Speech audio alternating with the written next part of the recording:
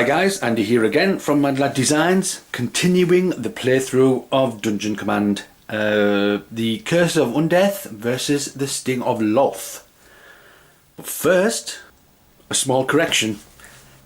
When the Drow priestess activated, she finished her turn next to the disciple of Caius when he was still on the board.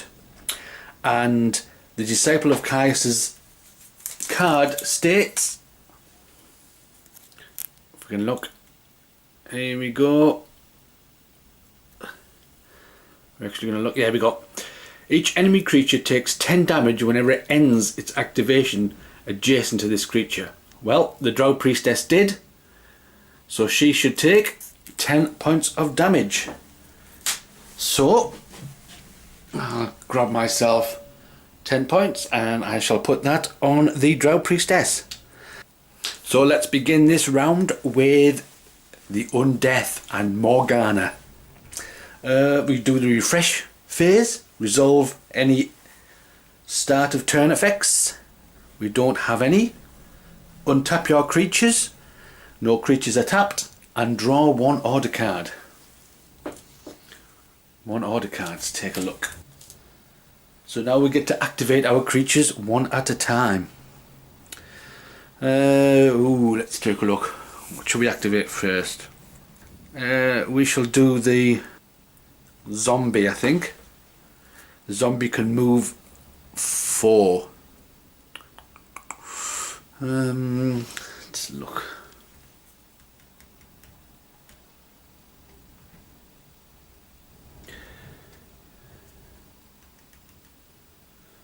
One,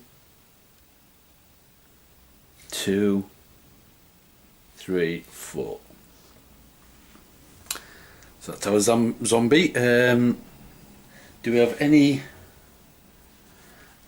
action cards we can use? No, there is no action cards we can use. So that is the end of the zombie's turn. We move on to the Lich Necromancer, and he can move 6.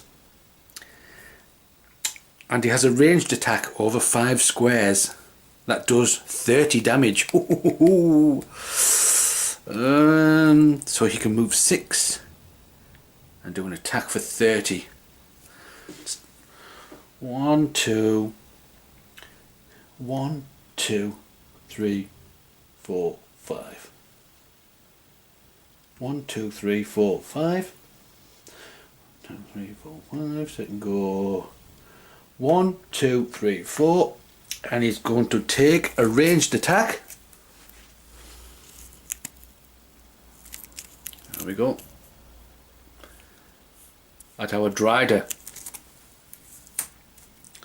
So 1, 2, 3, 4. 1, 2, 3, 4. Yep. So he can definitely take that attack, and he's going to hit the Drider for 30 points of damage. Do we have an order card that can stop it? And in fact, the Drow do have an order card that could stop it. In fact, we have 2. We have the near miss that prevents 20 damage, or we can have the close call which prevents 40 damage. Now the Necromancer does 30 damage. So which do I use? Do we use that one and take 10 points for the Drider? Or do we use that one and waste that extra 10? I think I'm going to save this one in case something big comes out and does more damage. The Drider, which doesn't have any damage on it, I'm sure it can take 10 points. So we are in fact going to use this near miss. Because it's an immediate card, we would have tapped the Drider. So if something else attacked the Drider, it would not have been able to use any more order cards. However, this creature stays untapped. So if anything else attacks the Drider, we can use another order card. But for now, we're going to prevent 20 damage, which means the Drider is just going to take 10 points of damage. So it still has 90 health left. So all of the undead have been activated. We now move on to the deploy phase. And I've said that correctly. And I make a hash of it when I go back over it.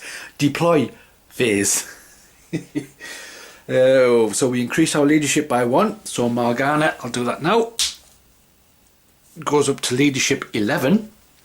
She has 6 points worth on the board. So she has 5 points worth of leadership to get creatures out. So I'm just going to take a look at what she's got. So the first thing we're going to get out is a hypnotic spirit.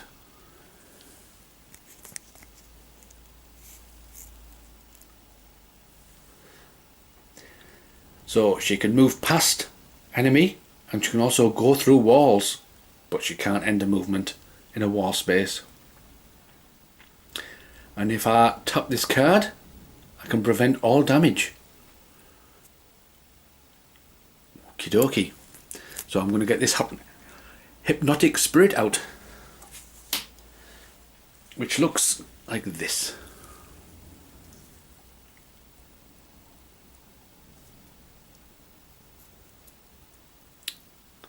That's our hypnotic spirit, all ethereal like.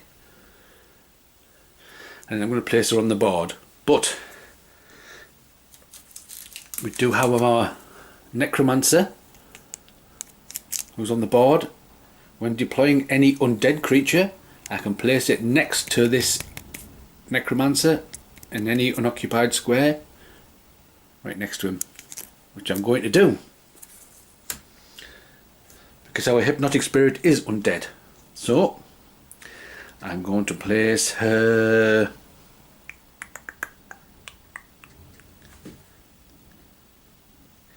ooh.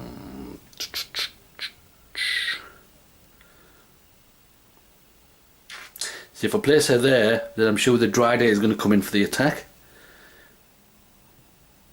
If I place her there, I'll place her there. There we go. So that's our hypnotic spirit. And we also have our grave hand. An undead zombie beast. Has no special ability but can move 8. An attack of 10. Here is our grave hound. Oh, hey.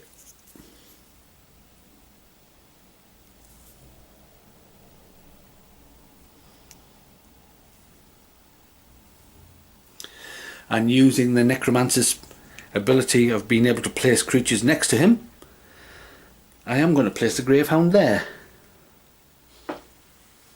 So I think that's everything placed out. Yeah, it is. Next we do our cleanup phase. Resolve any end of turn effects. We don't have any. Untap any creatures that have been tapped. We've done that. And draw back up to our creature hand.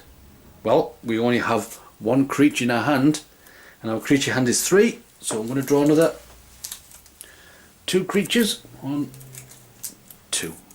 Take a look. Alright.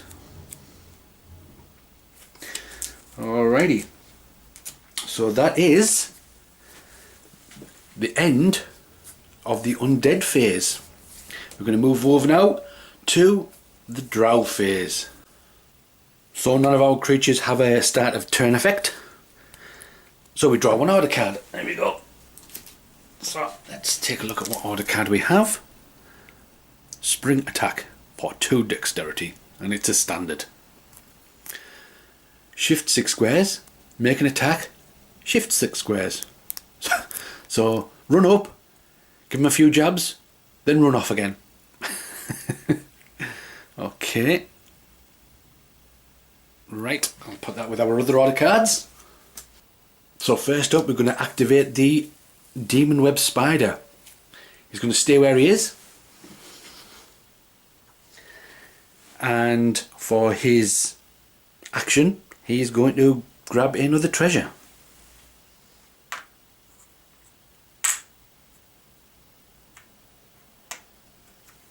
Which means we now add 1 more to the morale of Alessandra. who is now at a morale of 14. So I'll just tap our Demon Web Spider as he's activated. Next we shall move the Drider, who can move 10, but with Alessandra's Walls of Web special ability he can move 12. So I think 12's more than enough to move up here, right in the thick of it. Let's have a look. Do we have any order cards that can help us out with a good big attack? We have Spring Attack. No, we won't use that. Prevent damage, we won't do that. Draw 2 order cards. No, we can't use that because we don't have Wisdom for the Drider.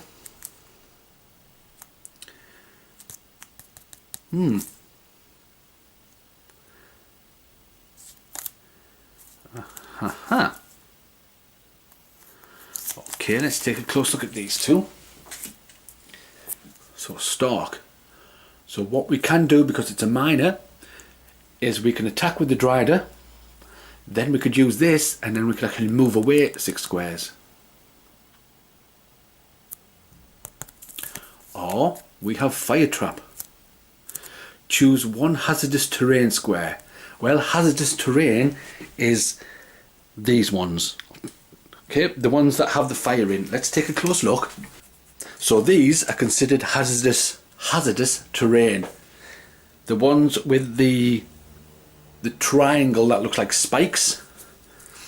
If you have a creature that ends its turn on one of these, it will automatically take 10 points of damage.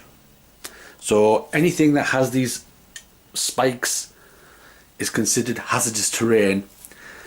So these fire pits, for example, and these fire pits over here as well, are considered hazardous terrain.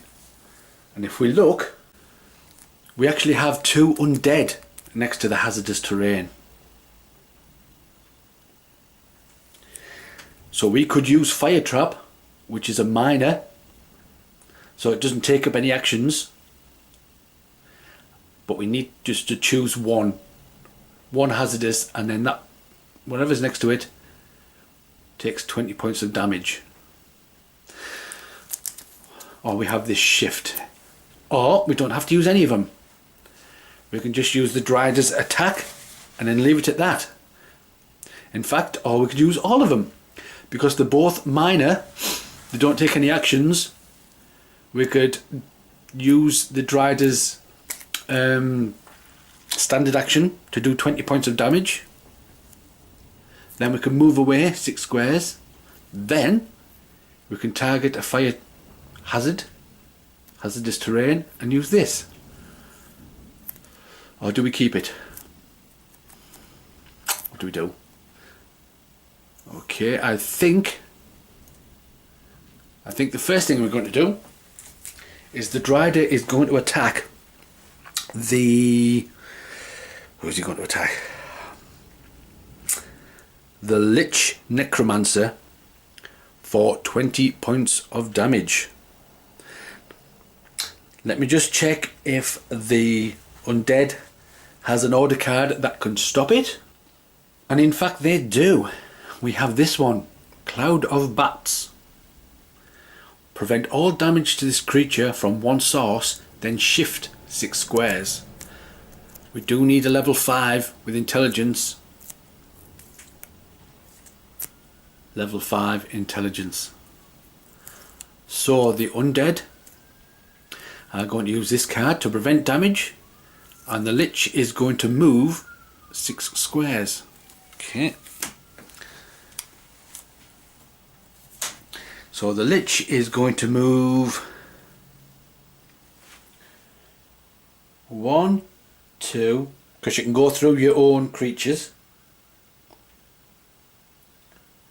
3, 4.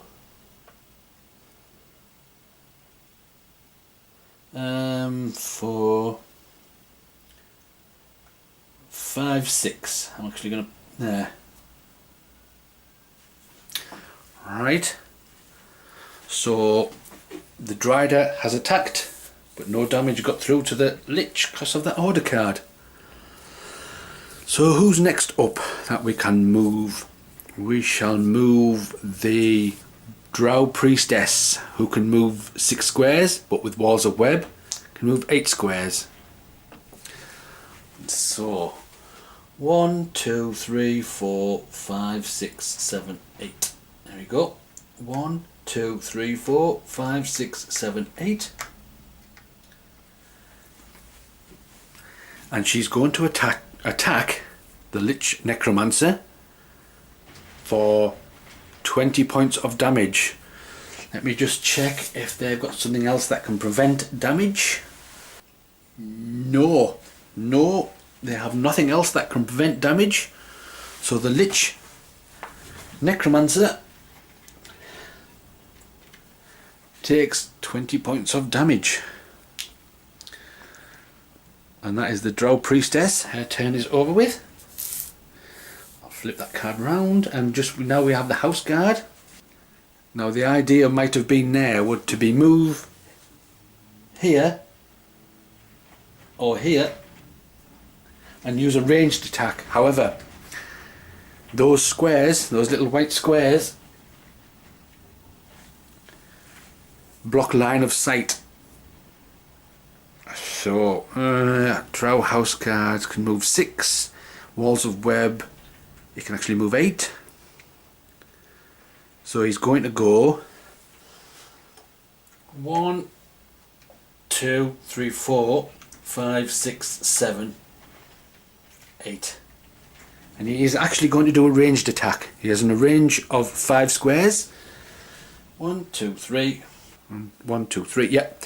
Okay. And he's going to do a ranged attack for 10 points of damage. The Undead, I'm looking over their order cards, don't have anything to stop it. So the Demon Web Spider is going to take 10 points of damage. And that is it. They've all been activated. So now we come to the deployment phase. Leadership goes up by 1. There we go. So Alessandra has 11 leadership, and we have 4, 5, 6, 7, 8, 9, 10 on the board. So we can put a level 1 out. We do have a level 1.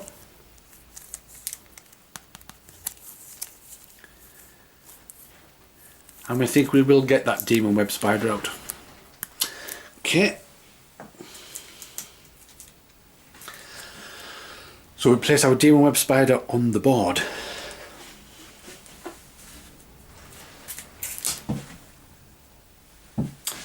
That's our spider, which we've seen. However, we do have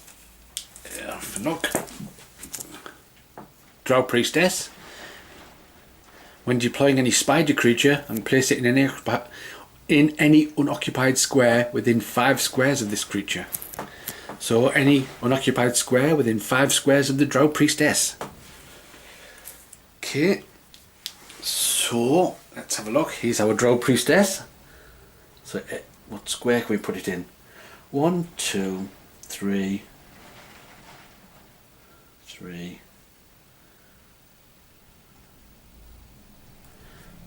Oops, we'll put it there. The Drow have a plan. So that is our deployment phase, our cleanup phase. We have no end of turn effects. We will untap all of our creatures and we'll draw up to our creature hand, which is 4, but we only have 3. So I'm going to draw another creature. And we get the Drow Blade Master. So that's what we have for our creatures. And that is the end of this round of Dungeon Command. I hope I haven't made any errors. I'm sure you'll point them out for me, guys.